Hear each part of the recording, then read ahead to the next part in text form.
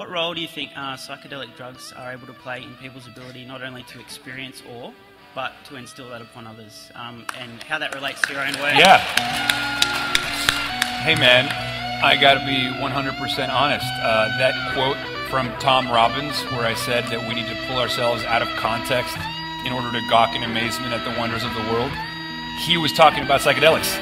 But I just think it actually applies to everything we do in life. But he says, it's not that psychedelics manufacture wonderment or that they can automatically make us more imaginative beings, but what psychedelics do is pull us so radically out of our comfort zones. They decondition our thinking. They thrust us out of everything we thought we knew about the world in order to see things as if for the first time and form new synaptic connections. You know, they change our context. That's why people take psychedelics and they say, take a trip.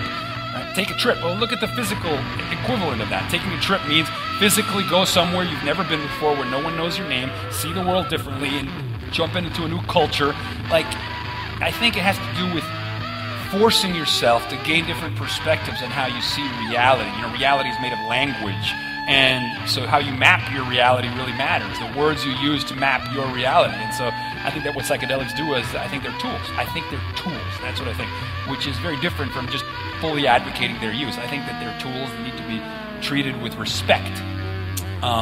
There was a fascinating article, you know, obviously marijuana is always in the debate, and it's on the ballot in 3 states in the United States, which I hope that they legalize it. But there was an interesting study published in a journal called Psychiatry, I believe, that looked at the phenomenon of creativity, right? And creativity is defined as just connecting things, right? Creative people seem to have this ability to connect the dots between seemingly disparate subjects. And then the study looked at marijuana and creativity, and what they looked at was the phenomenon of semantic priming.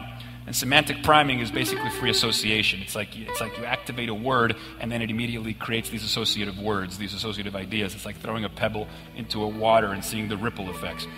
And so let's say you have the word bird. Most people think bird, wings, flight. Those are the instant associations. Turns out that people who smoked marijuana and then claimed that it made them more creative, my understanding is that marijuana induced a state of hyperpriming, and that it expanded their associative net so that they were able to make more far-reaching connections among things and ideas. And perhaps that because it dissolved this sort of usual separateness and sort of categorizations and compartmentalized ways in which we store information. I don't know how it works, but it seems to have worked. And so if that's not reason enough for that to be used as a tool, at least for creative people, I don't know what is. You know, there's a great book called What the Doormouse Said, written by John Markoff, that chronicles the history of the personal computer and the collision of Silicon Valley and the counterculture movement in the 60s and 70s.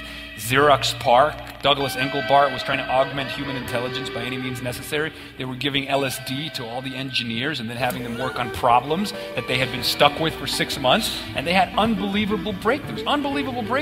In fact, there's an article that says that Google... What about the breakdowns? Well, that's why the environment is so important, right?